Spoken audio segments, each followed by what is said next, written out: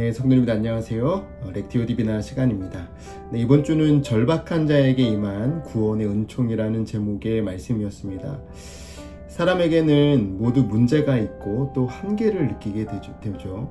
그래서 많은 신앙의 선배들은 주여 우리를 불쌍히 여기소서 하고 기도했습니다. 오늘 본문에는 절박한 상황 속에서 간절히 주님 앞에 나아간 여인 라합이 등장합니다. 이 라합이 여리고성을 정탐하러 들어온 이스라엘의 정탐꾼들을 보호해 주죠. 자, 여러분, 라합은 어떤 여인인가요? 가나안 여인이었고 몸을 파는 여자였으며 또 여리고성의 가장 변두리에 사는 사람이었습니다. 이 여인은 하층민이었고 주류가 아니었다는 것이죠. 그러던 중에 이스라엘 백성들을 구원하시는 하나님에 대한 소문을 들은 것입니다. 더 내려갈 것도 없는 그녀에게 하나님의 이야기는 큰 감동과 한 줄기 빛과 같은 희망의 이야기였을 것입니다. 소망이 참 중요합니다. 비관적인 이야기보다는 소망의 이야기를 많이 나누는 것이 좋습니다. 세상에 비관적인 일들도 많고 또 나쁜 사람들도 참 많죠. 맞습니다. 그러나 우리는 서로에게 긍정적인 이야기와 살아계신 하나님에 대한 이야기를 나누어야 하겠습니다. 복음으로 삶이 변한 이야기를 나누고 하나님의 놀라운 일하심에 대해 나누어 주시기를 바랍니다. 자, 라합은 2명의 정탐꾼들에게 자신의 믿음과 소망에 대해 나눕니다. 하나님께서 가나안을 이스라엘에 주셨음을 확신합니다. 그리고 나는 이스라엘의 여호와 하나님만이 참된 하나님이신 줄 믿는다고 고백하죠. 그리고 이 전쟁 가운데 자신과 가족들을 구원해 달라고 요청합니다. 하나님은 절박한 마음으로 주님께 엎드리는 사람들에게 은혜를 베푸십니다. 여러분, 우리에게도 이런 절박함이 있어야 합니다.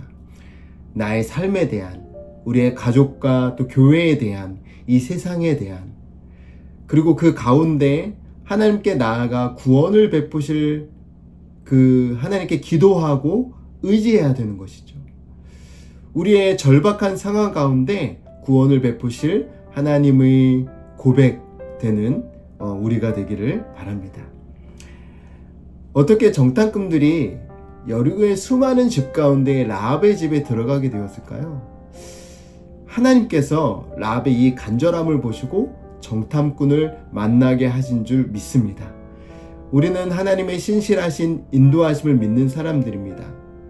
주님은 인간의 인생의 고통의 자리에 있는 그런 사람들을 찾아오십니다.